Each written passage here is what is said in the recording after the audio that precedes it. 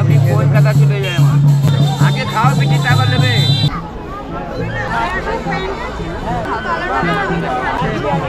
এটা কত?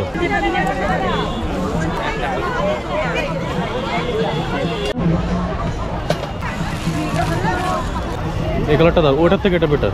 এই কালারের কোনো শাড়ি নেই আমার বধুরা ঠিকানা বাড়ির পথে আনা গোনা। বোলপুর শান্তিনিকেতন, এর সাথে প্রথম যে শব্দটি মাথায় আসে তা হলো রবি ঠাকুর।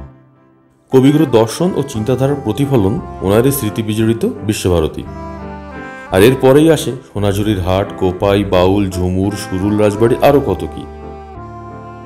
শিক্ষা, শিল্প, সংস্কৃতি মনে না হলেও চলবে, শুধুমাত্র শান্তিতে সুন্দর একটা উইকেন্ড কাটানোর জন্য দারুণ জায়গা কিন্তু এই বোলপুর। তাই এক উইকেন্ডে আমরাও বেরিয়ে পড়লাম সোনাঝুরির হাট দেখতে।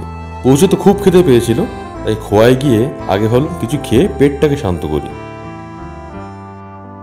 প্রথমে গেলাম রামশ্যাম ভিলেজ রিসোর্ট, কিন্তু যা ভিড় ছিল ওখানে আমাদের আর ঠাই হওয়া মুশকিল ছিল, আর আমাদের আগেও অনেকে লাইন দিয়ে দাঁড়িয়েছিলেন।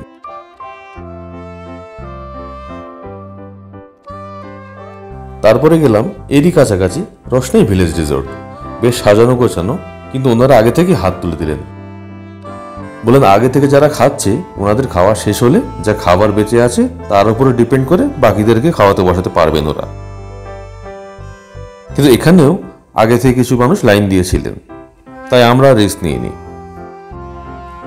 অগত্যা কাছাকাছির মধ্যে শেষ option Shakuntala village resort. Menu দেখে তো ভালোই মনে হলো, তাই আমরা বিল করিয়ে উপরে গিয়ে বাইরে অপেক্ষা করতে লাগলাম।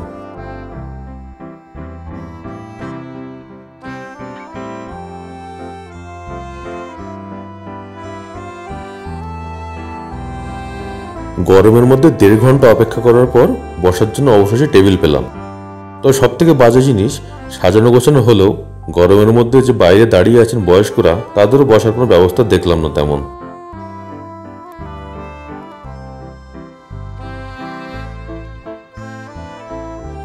দেড় ঘন্টা বাইরে দাঁড়ানোর পর টেবিল পেলাম, তারও 1 ঘন্টা পরে খাবার পেলাম।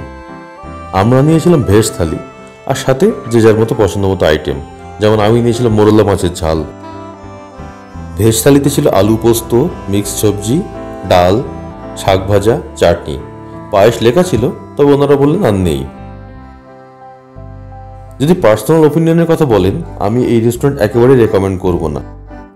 খুবই বিশৃঙ্খল, আর স্টাফদের কিছু বলতে গেলে ওনারা আপনাকে শুনিয়ে দেবে মালিককে কি বলুন। খিদের পেটে খাবার পেয়ে শাক ভাজা দিয়ে খাওয়া শুরু করলাম। তারপরে এলো ঘি, যদিও এটা আগে আসার কথা ছিল। খিদের মধ্যে খাচ্ছি এই যা, নয়তো আমি এখানকার খাবার একেবারেই রেকমেন্ড করছি না। সেটা নিশ্চয়ই বুঝতে পারছেন কেন। যাই হোক, টাকা দিয়ে কিনেছি যখন খেতে তো হবেই, তাই তাড়াতাড়ি খাওয়া শেষ করে বেলা গড়িয়ে যাওয়ার আগে নেমে এলাম খোয়াই হাট। দীপা তো রীতিমতো কনফিউজ ছিল, এত কিছুর মধ্যে কোনটা ছেড়ে কোনটা নেবে। স্থানীয় আদিবাসী শিল্পীদের হাতের কাজ, কাঠের এবং পোড়ামাটির গয়না থেকে শুরু করে ঘর সাজানোর জিনিস, শাড়ি, কুর্তা, জুতো, সালোয়ার, ব্যাগ, কি নেই এখানে।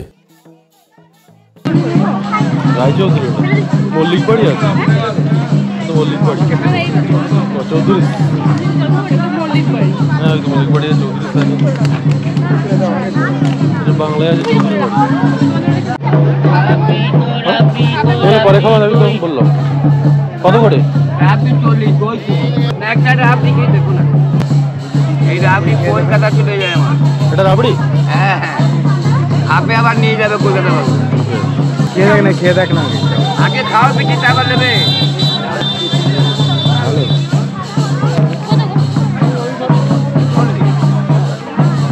$100 দাম।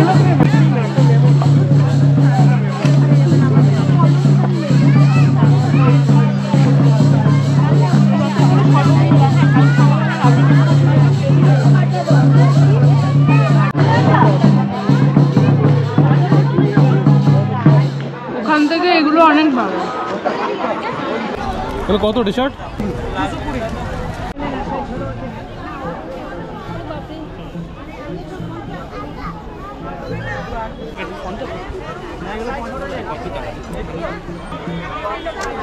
সাদা এটা কত?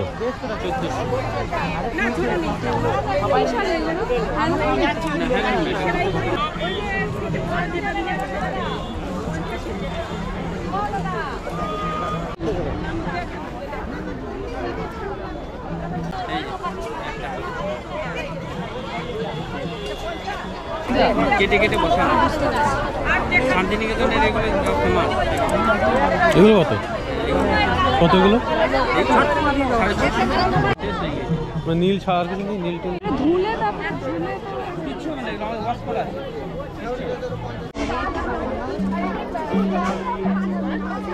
পুরো গানে পাওয়া বসা আমি দূর গানে পাওয়া বসা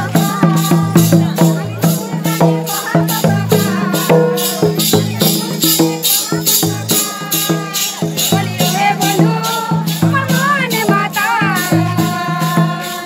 নাচি নাচি ভুলো না হে তা নাচি নাচি ভুলো না হে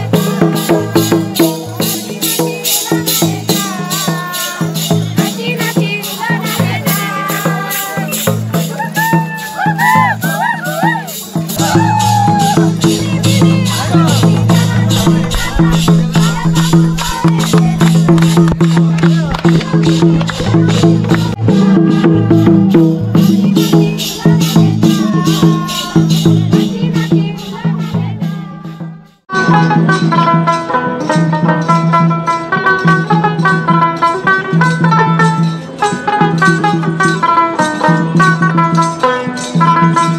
আমার বধূ রাত খানা বাড়ির পথে আনা গোনা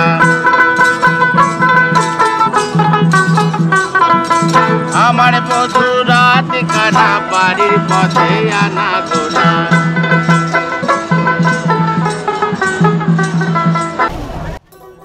400 থেকে 1000-এর মধ্যে দারুণ দারুণ সব শাড়ির কালেকশন।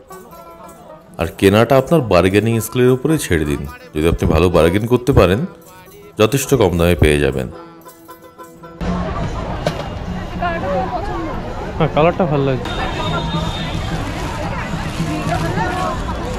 ভালো লাগছে।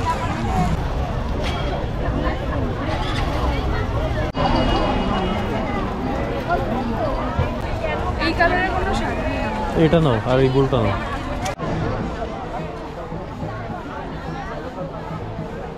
এগুলো কটন?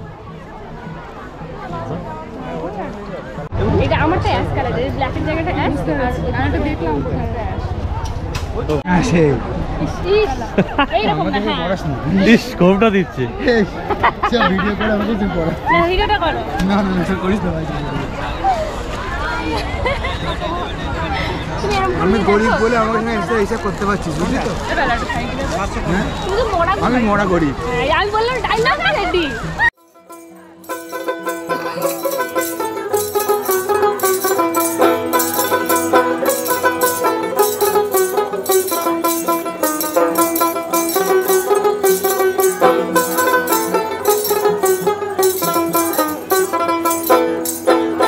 বৃন্দারে পলাশের বোন পালাবো পালাবো মন বৃন্দারে পলাশের বোন পালাবো পালাবো মন দূরে ঢোল কাটে। তো এই ছিল লালমাটির বোলপুরে শালপিয়ালির খোয়াই হাটে আমাদের ছোট্ট ভ্লগ। কেমন লাগলো কমেন্টে জানিও, আর সাবস্ক্রাইব করতে ভুলো না যেন। দেখা হবে পরের ভ্লগে। ভালো থেকো।